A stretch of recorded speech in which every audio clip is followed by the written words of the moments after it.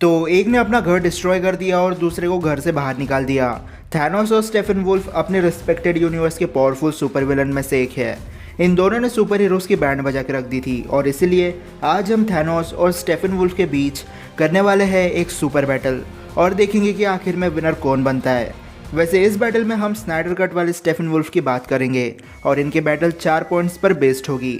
First है इनके weapons, फिर आर्मर्स, कैरेक्टर डिफिट्स और आखिर में बात करेंगे इनके मेंटालिटी की। तो अब शुरू करते हैं। स्टेफन वुल्फ का आर्मर एक अननोन एलियन टेक्नोलॉजी से बना है और ये सिम्बियोट की तरह है, मतलब ये स्टेफन वुल्फ को काफ़ी हद तक फील करता है। ये पूरा आर्मर काफ़ी ज़्यादा शार्प है, ऐसा लगता है कि ये पूरा कांटों से बना है और ये शार्प नेल्स हमेशा मूव करते रहते हैं। इसमें एक स्पाइडर जैसे दिखने वाला गैजेट होता है जो एनिमी के माइंड में क्या चल रहा है उसकी इमेजिनेशन स्टेफन वुल्फ को दिखाता है। अमेजॉन्स ने 10 से 12 एरोस स्टेफन वुल्फ को मारे थे, लेकिन आर्मर की वजह से एक भी एरो उसके बॉडी को टच नहीं हुआ। इवन एटलांटियंस के एनर्जी अटैक से भी इसे कुछ नहीं हुआ। साइबॉर्ग के अटैक्स और वंडर वुमन की स्वॉर्ड भी इसके सामने फेल हो गई। बस सुपरमैन था जिसने इस आर्मर को अपने हीट विजन से तोड़ दिया और इसके बाद स्टेफन वुल्फ मर गया था। लेकिन दूसरी तरफ थैनोस का आर्मर है। यह आर्मर भी एलियन मेटल से बना है। यह आर्मर हल्के पंचेस को खा चुका है। अब हल्के पंचेस कितने पावरफुल होते हैं ये हम डिस्कस ना ही करें तो बेहतर होगा। यह आर्मर 2 बार लाइटनिंग स्ट्राइक को झेल चुका है। ये बात अलग है कि इससे पहले थैनोस ने फेस पर कुछ फटके गाए थे जिसकी वजह से उसका हेलमेट टूट गया। वंडा के डायरेक्ट एनर्जी अटैक से भी इस आर्मर को कुछ नहीं हुआ और वंडा ने इसे तोड़ने की भी कोशिश की थी, लेकिन आर्मर इतना हार्ड था कि उसे तोड़ने में काफ़ी टाइम लग रहा था। शूरी, पेपर पोट्स और वास्प के एनर्जी अटैक से भी इसे कुछ नहीं हुआ, लेकिन जब टोनी ने स्नैप किया तब यह आर्मर थैनोस के साथ डस्ट बन गया। अब बात करते हैं कि कौन सा आर्मर ज़्यादा ड्यूरेबल है। तो स्टेफन वुल्फ का आर्मर काफ़ी ज़्यादा ड्यूरेबल था, लेकिन सुपरमैन के हीट विजन से ही ये आर्मर टूट रहा था। वहीं दूसरी तरफ थैनोस के आर्मर ने कई बार एनर्जी और फिजिकल अटैक्स को झेला है। यह आर्मर भी डैमेज हुआ लेकिन ये टूटा बिल्कुल नहीं था, इसलिए थैनोस का आर्मर ज़्यादा ड्यूरेबल है as compared to Steppenwolf armour. Second है इनके वेपन्स। स्टेफन वुल्फ के पास अपनी एक्स है और थैनोस के पास उसकी double blade sword. Steppenwolf अपने एक्स से ऑरेंज कलर की लाइटनिंग को प्रोड्यूस कर सकता है और ये सुपर ह्यूमन जैसे अमेजॉन्स की जान ले सकता है और इसकी स्ट्राइकिंग पावर काफ़ी ज़्यादा है। जब स्टेफन वुल्फ ने एंटी लाइफ इक्वेशन को फील किया तब उसने ज़मीन पर अपने एक्स से हिट किया, जिसके बाद उस जगह की क्या हालत हुई वो तो हम देख ही सकते हैं। लेकिन ये एक्स काफ़ी हद तक डार्क साइड के वेपन की तरह काम करती है, क्योंकि जब भी इन वेपन्स को ज़मीन पर हिट किया जाता है कुछ अननोन रीजंस की वजह से ज़मीन पर एक डिज़ाइन बन जाती है और उसमें से लावा बाहर आने लगता है। इस एक्स का बस एक ही ड्रॉबैक है कि ये कोल्ड टेम्परेचर में सर्वाइव नहीं कर सकती। सुपरमैन ने बड़ी आसानी से इस एक्स को तोड़ दिया था और वेपन के बिना तो स्टेफन वुल्फ काफ़ी कमज़ोर हो जाता है। थैनोस के पास जो डबल ब्लेड स्वॉर्ड है उसकी स्ट्राइकिंग पावर स्टेफन वुल्फ के एक्स जितनी तो नहीं है, लेकिन इसकी मदद से थैनोस ने कैप्टन अमेरिका को हराया था, वो भी तब जब कैप्टन के पास गॉड लेवल पावर थी। इसने कैप्टन के शील्ड को भी तोड़ दिया जो वाइब्रेनियम से बनी थी और इसकी डिज़ाइन कुछ इस तरीके से है कि थैनोस अगर इसे सही तरीके से फेंके तो ये स्वॉर्ड घूमकर वापस थैनोस के पास आ जाएगी। एंड गेम के बैटल में सिर्फ वंडा थी जिसने इस स्वॉर्ड के छोटे से हिस्से को तोड़ दिया था।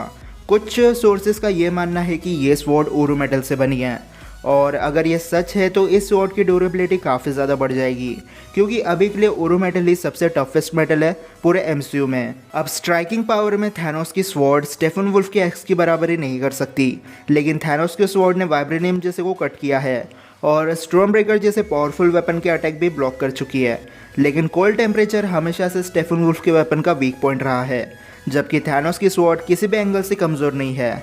स्टेफन वुल्फ की एक्स दिखने में काफ़ी ज़्यादा कूल है और इसमें से लाइटनिंग भी प्रोड्यूस होती है। स्टेफन वुल्फ का वेपन देखने में काफ़ी ज़्यादा बेटर है, लेकिन थैनोस की स्वॉर्ड ज़्यादा प्रैक्टिकल और ज़्यादा ड्यूरेबल भी है, इसलिए वेपन राउंड में भी थैनोस विनर बन जाता है।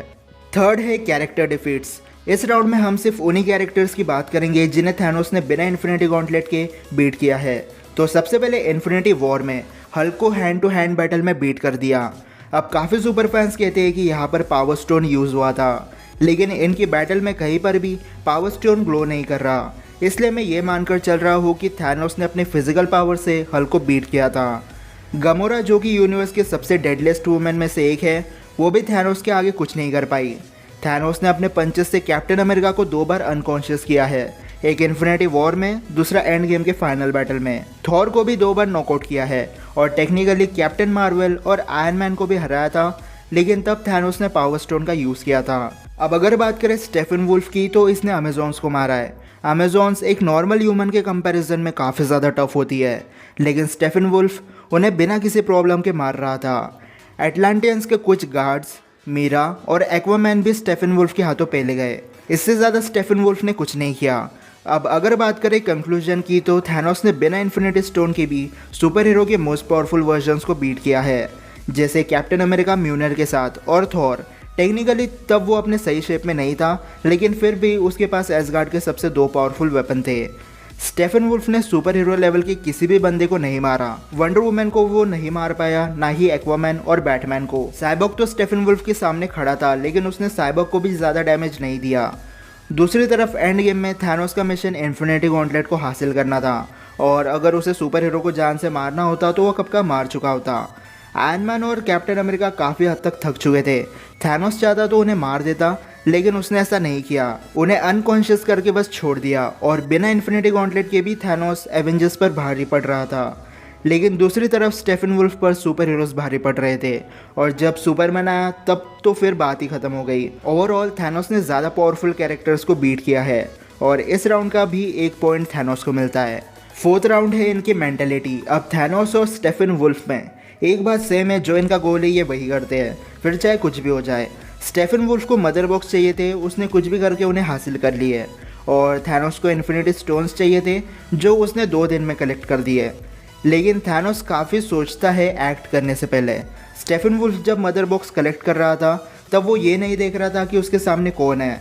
मदर बॉक्स के लिए वो लड़ाई करने सीधा अमेजॉन्स और एटलांटियंस के सामने आ गया था। ये बात अलग है कि उसके साथ कुछ पैराडेमन्स हुआ करते थे, लेकिन थैनोस ने ऐसा नहीं किया। जब वो इन्फिनिटी स्टोन्स ढूंढ रहा था, तब सबसे पहले तो उसने अपने लिए इन्फिनिटी गॉन्टलेट बनवाया, और बाद में पावर स्टोन को जेंडार से छीन लिया, क्योंकि उसे पता था कि एक बार पावर स्टोन उसे मिल गया तो फिर वो पूरे प्लैनेट को डिस्ट्रॉय कर सकता है। पावर स्टोन की मदद से थैनोस ने स्पेस स्टोन लिया, स्पेस स्टोन की मदद से रियलिटी स्टोन, और टाइम स्टोन का यूज़ करके माइंड स्टोन। एंड गेम में थैनोस बिना किसी प्लान के फ्यूचर में आ गया था, लेकिन उसके पास तब भी लेवाइथन्स, आउटराइडर्स, चित्तौरी और ब्लैक ऑर्डर थी, जो टेक्निकली मार्वल की सबसे पावरफुल आर्मी में से एक है। इसलिए थैनोस को कोई डर नहीं था। और ऐसा भी कहा जाता है कि थैनोस इतने सालों से इसलिए रुका हुआ था क्योंकि ऑल फादर ओडिन 9 रियलम्स को प्रोटेक्ट कर रहे थे, और अगर वो तब इन्फिनिटी स्टोन को कलेक्ट करने निकलता तो ओडिन को बात पता चल जाती और वो उसे मार देता, जिससे हमें ये पता चलता है कि थैनोस कितना सोच समझकर एक्शन लेता है। इसलिए थैनोस और स्टेफन वुल्फ में थैनोस ज़्यादा समझदार है। तो अब बात करते हैं विनर की। तो पॉइंट्स आपके सामने हैं, और थैनोस ही आज के सुपर बैटल का विनर है। लेकिन अब आप मुझे कमेंट सेक्शन में बताओ कि आपको आज की सुपर बैटल कैसी लगी, और अगर आपको वीडियो पसंद आई होगी तो इस वीडियो को लाइक और शेयर करना बिल्कुल मत भूलना, और चैनल को सब्सक्राइब कर देना इसी वीडियो देखने के लिए। तो फिलहाल के लिए इतना ही, मैं मिलता हूँ आपसे अगले वीडियो में। तब तक गुड बाय।